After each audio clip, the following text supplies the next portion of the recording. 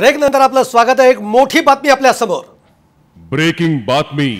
मराठा आरक्षणाच्या संदर्भामध्ये राज्य सरकार आणि मराठा क्रांती समन्वयकांची बैठक ही थोड्याच वेळात सुरू होती आहे आणि या बैठकीला मुख्यमंत्री उद्धव ठाकरे, उपमुख्यमंत्री अजित पवार, खासदार संभाजीराजे छत्रपती, मराठा आरक्षण उपसमितीचे अध्यक्ष अशोक चव्हाण आणि मराठा क्रांती मोर्चाचे राज्य समन्वयक हे उपस्थित राहणार आहेत। बैठकीमध्ये तोडगा निघाला नाही तर मात्र आंदोलन कायम ठेवणार अशी भूमिका संभाजीराजेंनी घेतलेली आहे। त्यामुळे या बैठकीकडे आपण बघतोय की सगळ्याच महाराष्ट्राचं लक्ष लागलेलं आहे आणि सह्याद्री अतिथीवर जिथे आता ही बैठक पार पडती आहे या ठिकाणी आपण दृश्यांमधून सुद्धा बघतोय की मराठा समाजाचे कार्यकर्ते आहेत, आंदोलनकर्ते आहेत, काही त्यातले जे प्रतिनिधी आहेत हे तिकडे येऊ लागलेले, ते जमू लागलेले आहेत। त्याचप्रमाणे मराठा मोर्चा समितीचे समन्वयक सुद्धा तिथे आता उपस्थित राहत आहेत।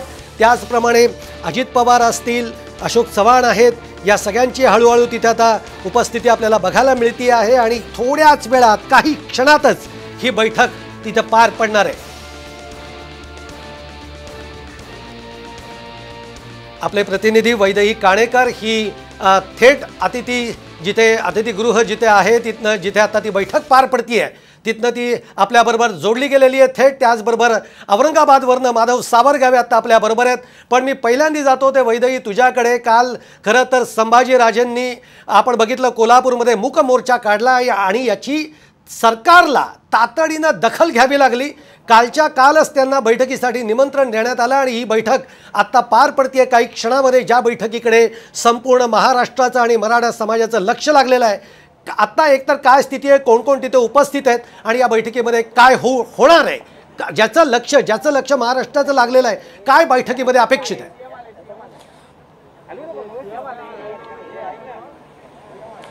नक्कीच सुहास, जर आपण बघितलं तर आजची बैठक ही अत्यंत महत्त्वाची राहील, कारण काल मध्ये खरं तर ज्या पद्धतीचे वादे करण्यात आले की नक्कीच या सगळ्या मागण्यांसंदर्भात जो आहे तो सरकार सकारात्मक विचार करू शकतो असं देखील त्या ठिकाणी सांगण्यात आलेलं होतं। हसन मुश्रीफ यांनी देखील त्या ठिकाणी अनेक गोष्टींचं स्पष्टीकरण दिलं होतं आणि आज खरं तर सह्याद्री अतिथीगृह येथे काही वेळेतच ही बैठक सुरू होणार आहे। या बैठकीला आता बाळासाहेब थोरात उपस्थित झालेले आहेत, एकनाथ शिंदे आहेत, अशोक चव्हाण आहेत आणि काही वेळेतच मुख्यमंत्री उद्धव ठाकरे देखील येणार आहेत। त्याच्या आधीच संभाजीराजे या ठिकाणी या बैठकीला जे आहे ते पोहोचलेले आहेत। याशिवाय मराठा आंदोलक किंवा मराठा समन्वयक जे राज्यभरातून आलेले आहेत ते देखील या बैठकीला उपस्थित राहण्याची शक्यता आहे। त्याच्यामुळे एकूणच मराठा समाजाच्या आरक्षणाच्या व्यतिरिक्त अन्य अनेक गोष्टी ज्या आहेत या सगळ्या गोष्टींचा विचार जो आहे तो आजच्या या बैठकीमधून होणार असल्याची माहिती मिळते आणि तर जे आहे ते बैठकीला सुरुवात झाली। आपण बघतोय की या ठिकाणी जे आहेत ते अजित पवार जे आहेत ते दाखल झालेले आहेत। अनेक मंत्री जे आहेत ते या ठिकाणी सध्या उपस्थित होताना बघायला मिळतात। काही वेळेतच जे आहे ते मुख्यमंत्री देखील उपस्थित राहणार असल्याची माहिती मिळते आहे। एकूण जर बघितलं तर मराठा समाजाचे खरं तर अनेक मागण्या आहेत। आरक्षणाचा मुद्दा तर कळीचा आहेच, पण त्या व्यतिरिक्त कोपर्डीचा मुद्दा आहे, वसतिगृहाचा मुद्दा आहे, त्याचप्रमाणे शिक्षणाचा मुद्दा आहे, असे अनेक मुद्दे जे आहेत ते प्रलंबित आहेत। त्याच्या संदर्भात सरकारने राज्यस्तरावर जे आहे ते विचार करणं गरजेचं आहे। 5 प्रमुख मागण्या ज्या आहेत ज्याचा विचार राज्यस्तरावर होणं गरजेचं आहे। मग ती रिव्ह्यू पिटिशनचा मुद्दा देखील त्यात आहे, 50% आरक्षणाचा मुद्दा आहे, असे अनेक मुद्दे खरं तर प्रलंबित आहेत आणि त्याचा आजच्या या बैठकीमध्ये जे आहे ते सकारात्मक विचार होऊ शकतो असं देखील सांगण्यात आलेलं आहे। 5:30 वाजता खरं तर ही बैठक जी आहे ती होणार आहे आणि 5:30 वाजता मुख्यमंत्री उद्धव ठाकरे सह्याद्री अतिथीगृह येथे येतील आणि सर्वांसमोर खरं तर ही बैठक महत्त्वाची राहील, कारण संभाजीराजे मराठा समन्वयक जे राज्यभरातून आलेले आहेत, त्याचप्रमाणे मुख्यमंत्री, उपमुख्यमंत्री आणि मंत्रिमंडळातले अनेक महत्त्वाचे नेते जे आहेत ते या बैठकीला उपस्थित आहेत आणि यांच्या समोर खरं तर हे मुद्दे मांडणं महत्त्वाचं होतं जे आज मांडले जाणार आहेत। मात्र सरकार या सगळ्या मुद्द्यासंदर्भात कुठल्या पद्धतीने विचार करणं हेही तितकंच महत्त्वाचं आहे। राज्य सरकारच्या नियमावलीमध्ये यातले कुठले मुद्दे बसतात किंवा कशा पद्धतीने राज्य सरकारची भूमिका भविष्यामध्ये महत्त्वाची राहील हे देखील पाहणं तितकंच महत्त्वाचं आहे। 5:30 वाजता जेव्हा बैठक सुरू होईल त्यानंतर या बैठकीमध्ये मराठा समाजाचे मुद्दे तर मांडले जातील, पण त्याच्यावर सरकार कुठल्या पद्धतीनं जे आहे तो रिप्लाय देणार किंवा कशा पद्धतीनं उत्तर देऊ शकतं हेही सर्वात महत्त्वाचं आहे। आणि नंतर मुख्यमंत्री स्वतः या संदर्भात जे आहे ते स्पष्टीकरण देतील का, प्रेस कॉन्फरन्स घेतील का, हे देखील पाहणं तितकंच महत्त्वाचं आहे। सुहास, नक्की वैदेही तू म्हणतेस तसं। आणि आता आपण बघतोय की जिथं ही बैठक पार पडते सह्याद्री अतिथीगृहामध्ये, तिथं आता अजित पवार, उपमुख्यमंत्री अजित पवार हे सुद्धा तिथे उपस्थित झालेले आहेत। माधव सावरगावे सुद्धा आपल्या बरोबर आहेत। माधव, आपण बघतोय म्हणजे आता आपल्याला खरं तर वैदेहीने सगळं सांगितलेलं आहे की यातल्या प्रमुख मागण्या काय आहेत आणि आता खरंच सरकारची भूमिका, सरकार काय मांडतंय, कोणत्याही याच्यावर निर्णय घेतले जात आहेत हे बघणं फार महत्त्वाचं ठरणार आहे। पण माधव, एक गोष्ट फार महत्त्वाची आहे की आता छत्रपती संभाजी राजेंनी ज्या पद्धतीने मराठा समाजाच्या पाठीशी एक उभं राहण्याची, कारण काय झालं होतं की जेव्हा सुप्रीम कोर्टाकडनं या आरक्षणावर स्थगिती आली तेव्हा एक स्पेस निर्माण झाली होती आणि ही स्पेस कुठेतरी भरून काढण्याचा प्रयत्न हा छत्रपती संभाजी राजेंनी केलेला आहे आणि त्याच्या आंदोलनाची ठिणगी ही कालपासून सुरू झालेली आहे आणि त्यांच्या एकूणच कालच्या आंदोलनाला सुद्धा खूप चांगला पाठिंबा मिळाला आहे। 5 जिल्ह्यांमध्ये, 5 ते 6 जिल्ह्यांमध्ये हे आंदोलन पुढे सरकणार आहे। आता आज बैठकीमध्ये काय होतं याच्याकडे आपलं लक्ष आहेच आहे, पण काय सांगशील?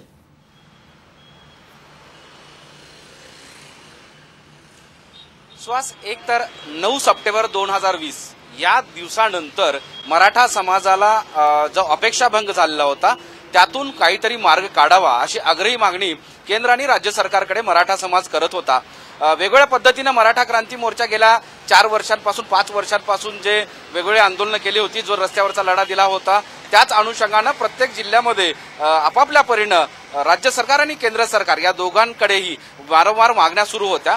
मात्र या मागण्यांना गती येत नव्हती। आज महत्वाची बैठक जी आता होते आहे ती याच्यासाठी महत्वाची आहे की आतापर्यंत वर्षभराचा काळ असं समजूयात, 9 महिन्याचा काळ, या 9 महिन्याच्या कालावधीमध्ये केवळ इकडून म्हणजे मराठा समाजाकडून, मराठा समाजातल्या नेत्याकडून, सकल मराठा समाज आणि क्रांती मोर्चाच्या समन्वयाकडून एक मागणी होत होती की अशा पद्धतीनं राज्य सरकारनं करावं।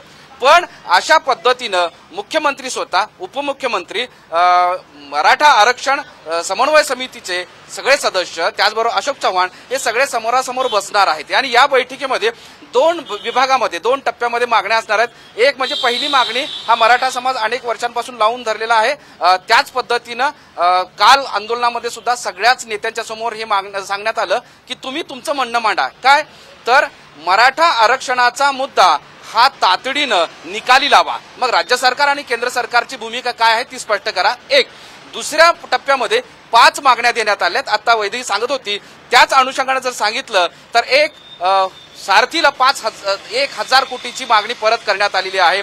त्याचबरोबर 9 सप्टेंबर 2020 पूर्वी ज्या काही प्रक्रिया झाल्या होत्या राज्य सरकारमध्ये नोकरी भरतीच्या संदर्भात, त्यांना लगेच्या लगेच त्यांना नोकरी द्यावी, त्यांना नोकरीमध्ये सामावून घ्यावं अशी एक मागणी आहे। तिसरा म्हणजे प्रत्येक जिल्ह्यामध्ये वसतिगृह स्थापन करावं।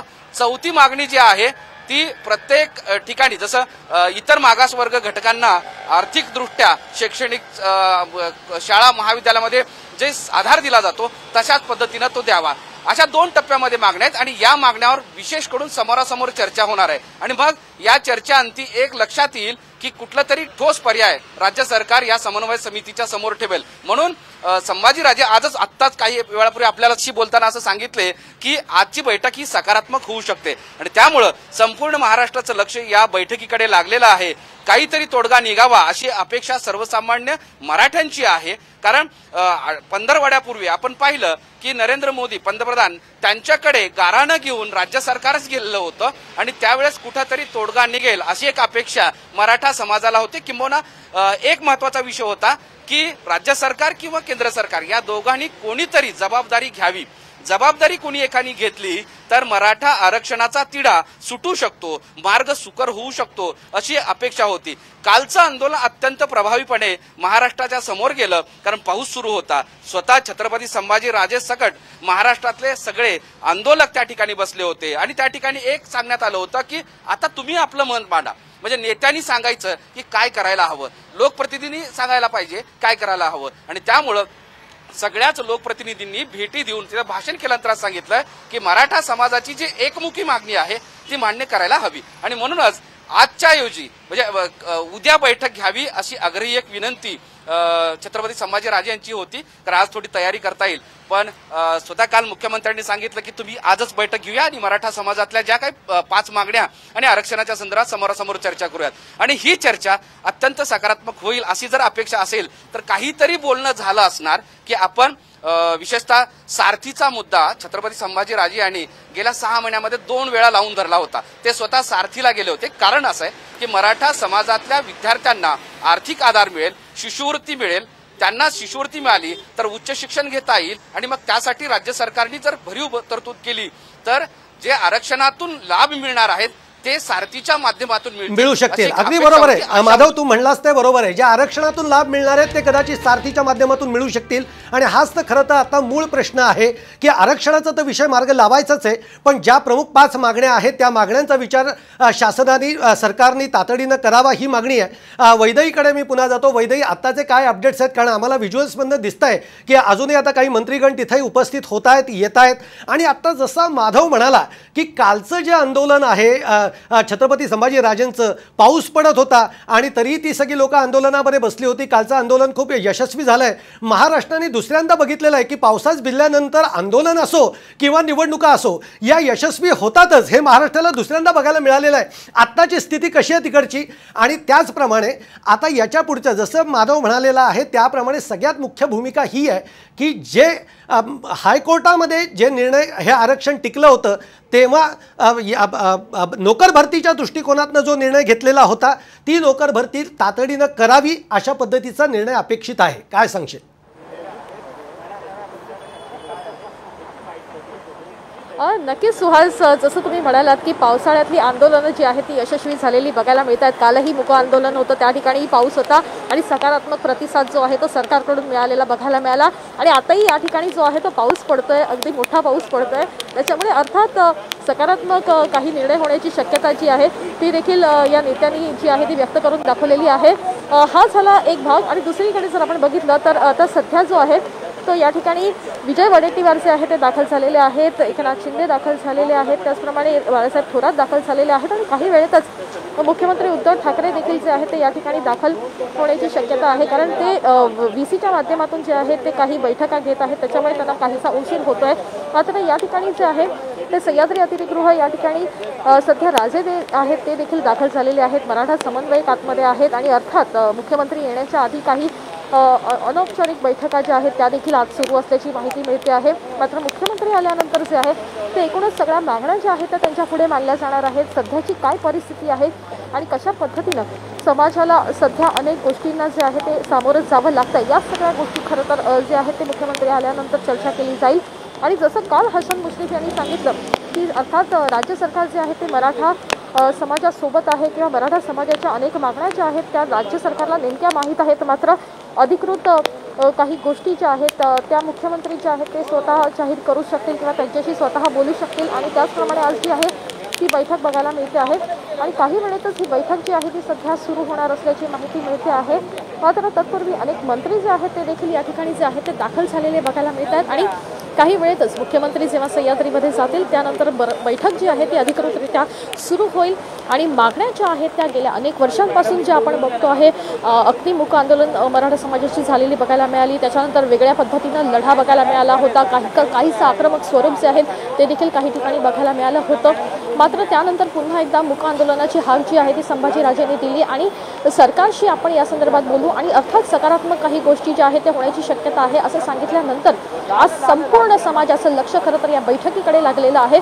आणि या बैठकीत सरकार कशा पद्धतीनं निर्णय देऊ शकतं हे पाहणं देखील तितकंच महत्त्वाचं आहे. नक्कीच नक्कीच वैदई, आपण बघतोय की आत्ताची ही बैठक ही खूप महत्त्वाची आहे. आणि जसं तू म्हणालीस तसंच संपूर्ण महाराष्ट्राचं लक्ष लागलं आहे, मराठा समाजाचं लक्ष लागलेलं आहे. आणि यातनं आता खरंच जे सगळे मराठा आंदोलक जे आहेत यांना काही गोष्टींची अपेक्षा आहे की आता सरकारने ते पूर्ण कराव्यात. आपण दोघांनी जी माहिती दिली त्याबद्दल धन्यवाद. आपण बघतोय की अतिथी सभागृहामध्ये